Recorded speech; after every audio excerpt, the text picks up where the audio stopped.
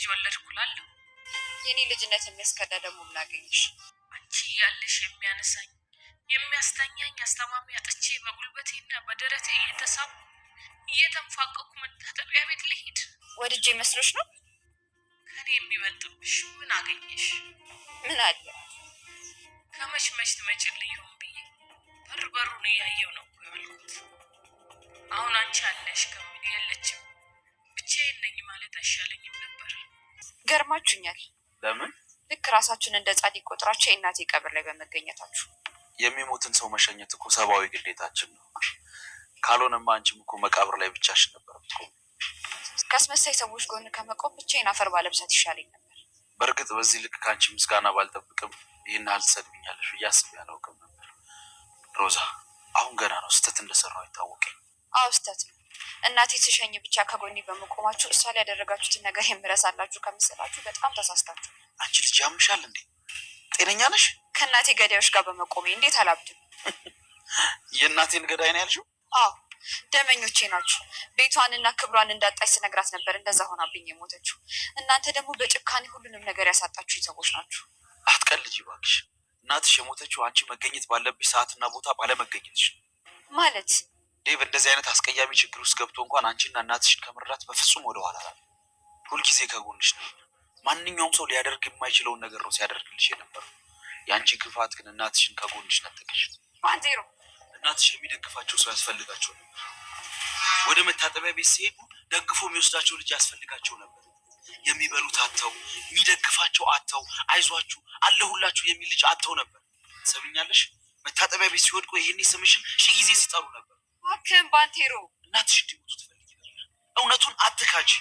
እናትሽ የሞቱት ልጅ አጥተው ነው።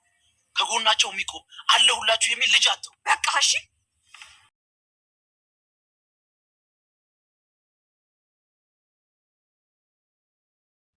ባለፈው እንዳየነው ሮዛ ከቤት ወጣለች። ሻንጣዋን ሰጥቶ ካባረራት በኋላ ሻንጣውም ሆነ በእጅ የያዘችው ስልኳ በሌቦች ተነጥቃለች። በዚህ መካከል ውስጥ ሆና በብዙ አጣብቂኝ ውስጥ ሆና እናቷ ኮማ ውስጥ የምትገኘው ሮዛ በአስቸጋሪ ሁኔታዎች ለማለፍና እንዲሁም ደግሞ ልትበቀላቸው እንደምትፈልግ እየዛተች ነበረ። በዚህ አጋጣሚ ላይ ብዙ ነገሮች ተደርገዋል። ሔዋን ከእስር ቤት ልትገባ የነበረችበት አጋጣሚና ከኤርፖርት እንዴት አምልጣ እንደመጣች ያለውን ነገር ሁሉ አይተን ነበር በባለፈው ክፍል። በዛሬው ክፍል ግን በጣም ከባድ ችግሮች በሮዛ ላይ መጣውባታል። ወላጅ እናቷን የሚያስታምማቸው የሚጦራቸው ከተኙበት ሆስፒታል መድኃኒት ገዝቶ የሚሰጣቸው ሰው አጣው መሞታቸውን ሰምተናል ማለት ነው። ከባድ ነበረ። ባንቴሮን ዛሬ ላይ በስካር መንፈስ ሆኖ ያደረጋችሁልኝን ብቻ ሳይሆን ያሳጣችሁኝም ነገር አለ፣ ለምን ይዋሻል እያለ ነው። ባንቴሮን ምን አይነት ሀሳብና ምን ጉድ ሊያመጣ ይሆን? አዲሱ ደግሞ መነጋገሪያ የሆነው የባንቴሮን ርዕስ ነው። ምክንያቱም በስካር መንፈስ ውስጥ ሆኖ የተቀማውን ሔዋንን ለመናገር እያሰበ ይገኛል። ሔዋን የልጅ እናትና የዴቭ ሚስት መሆኗን አላወቀም ነበረ። ከሷ ፍቅር ድብን አድርጎ ይዞታል።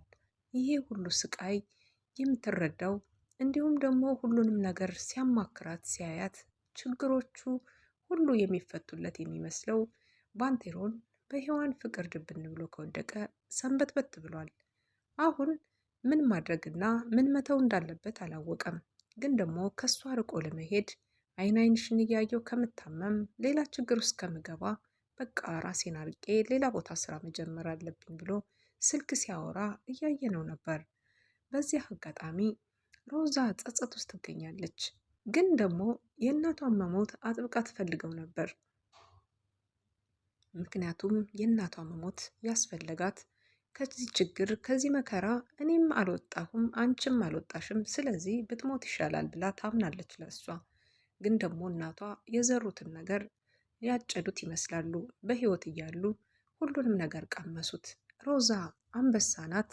ሁሉም ማድረግ ትችላለች። እሷ ፈልጋ የምታጣው ነገር የለም። የእናትሽ ልጅ እኮ ነሽ እያሉ ሮዛን በክፉና በመጥፎ መንገድ አሳድገው አሁን ላይ ሮዛ ለወንዶች ያላት በቀልና አመለካከት እንዲሁም ከሰዋዊነት ይበልጥ ለገንዘብ ያላት ፍቅር አድጎባት እንዲያድግ አድርገዋታል።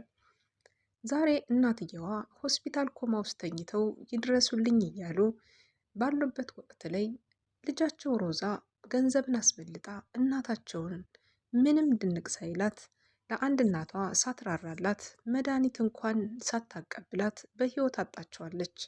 ይሄ ሁሉ የሆነው የእሳቸው ስራ ውጤት ነው። ዴቭን ከዳሯት ጊዜ ጀምረው ተንኮል፣ ምቀኝነትና እንዲሁም ደግሞ አንቺ ከሱ ትበልጫለሽ እያሉ እሷን ሞራል እየሰጡ ትዳሯንና ህይወቷን ቤቷን እንዳትመራ አድርገው ዛሬ ላይ ይሄው ሁሉም ነገር ፍርስርስ ብሎባታል። ሮዛም ከቤት ወጣለች። ህይወት እንዳሰበችው አልሆነላትም። እነዛም የወዷት እንደዛ የሚፈልጓት ሰዎች ሁሉ ካጠገቧ የነበሩት ጓደኞቿ ዛሬ ላይ ብትደውል እንዲሁም ደግሞ ስራም እንኳን መስተንግዶ ፈልጌ ልስራ ብትል ማንም ሊቀጥራትና ማንም ሊፈልጋት እንዳልቻለ ተመልክተናል።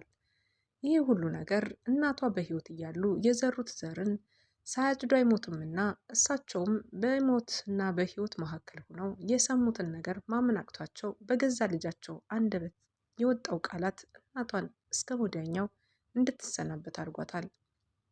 ዛሬ ላይ ሮዛ በጸጸት ብታለቅስም ግን ደግሞ እንኳን አረፈች እያለች ነው በልቧ። ምክንያቱም አሁን ላይ እሷ እየተመቻት ስላልሆነ እናቷ ይመቻታል ማለት አይደለም። እሷ በጣም ብዙ ነገር ስለጎደለባት እናቷ ይጎልባታል ብላ ታስባለች እና የእሳቸው ማረፍ ወይም ደግሞ በሆስፒታል ውስጥ በኮማ ውስጥ መቀመጥ ላንቺ ጥሩ ነበር ብላት ነበር። አሁን የሮዛ እናት ራሳቸው ስተው ወድቀውም በነበሩበት ሰዓት የሚያነሳቸውና እንዲሁም ደግሞ የሚደርስላቸው አጠው መሞታቸውን ሰምታ አዝናለች። ሉሊት በጣም አብዝታ ስለ ዴቭና እንዲሁም ደግሞ ስለ ሔዋን አሁን ላይ ደግሞ ስላለው ባንቴሮን አጥብቃ ታስባለች።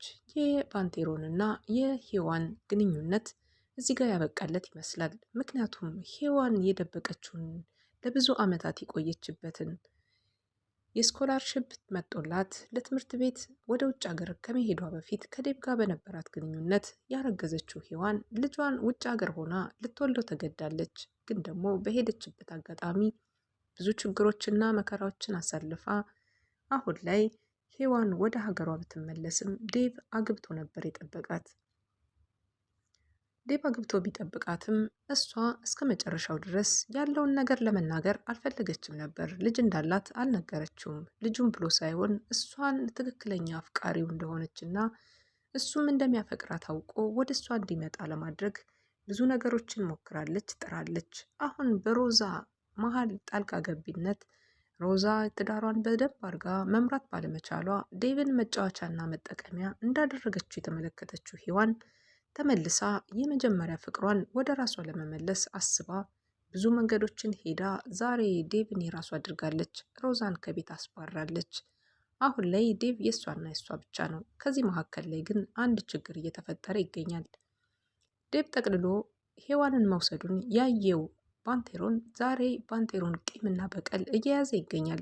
ሁሉን ነገር ትቼ ከእሷ ርቄ ከሁሉም ርቄ ልኑር ብሎ ባሰበበት ሰዓት ሰክሮ መጥቷል። በዚህ ስካሩ ላይ የተናገራቸው ቃላቶች እጅግ በጣም ተሰሚነትና ተቀባይነት ያላቸው ይመስላሉ በዴቭ በኩል። ምክንያቱም ደግሞ ዴቭ አንተ መስጠት ብቻ ሳይሆን የነጠቀኝም ነገር አለ። ስለዚህ በስካር መንፈስም ቢሆን እየሳቀ እያሳሳቀ መልእክት እያደረሰ ይገኛል። ይህንን ነገር በምን መልኩ ይመለከተ ይሆን? ምክንያቱም ደግሞ ለባንቴሮን መቆም እንደዚህ ሆኖ መሄድ ለመለወጡ ምክንያት የሆኑት የዴቭ ቤተሰቦች ናቸው። ብዙ ዋጋ ከፍለዋል፣ አስታመውታል፣ ቁስሉን ጠርገውለታል። ውጭ ድረስ ስትከንፍ ሄዳ አሳክማ አድና እንደዚህ ዛሬ ቆሞ መራመድ እንዲችልና እንዲሁም ለቤቱ መከታና ግርማ ሞገስ እንዲኖረው አድርገዋለች ሔዋን።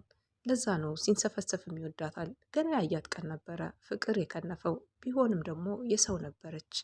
እሷም ደግሞ ከወንድም የዘለለ ሌላ ስሜት እንደሌላት አጥብቃ ትነግረው ነበር ደጋግማ። እሱ ግን ሊረሳትና ሊተዋት አለመቻሉ በሉሊትም አንደበት ይሄ ነገር በተደጋጋሚ እየተመላለሰባት ይገኛል። ቤቱን የሚረብሽና እንዲሁም ደግሞ ለዴቭ ሰላም የማይሰጥ ንግግሮችን ዛሬ ባደረገው ንግግር ባንቴሮን ነገ ጠዋት ሲነጋ ቆጮ ይሆናል። ምክንያቱም ይሄ ንግግሩ በጣም ይሰብረዋል፣ ብዙ ነገሮችን ያሳጠዋል። ውድና የተከበራችሁ ከዚህ በኋላ እንግዲህ ሮዛ የደጅ ህይወቷን እየመራች ትገኛለች። ግን ደግሞ እያንዳንዳቸው ሁሉንም ልትበቀል አስባለች። እናንተስ ምን ትላላችሁ? ሮዛ ናት ወይስ ዴቭ ነው ያጠፋው? የትኛው አካል አጥፍቷል ብላችሁ ታስባላችሁ?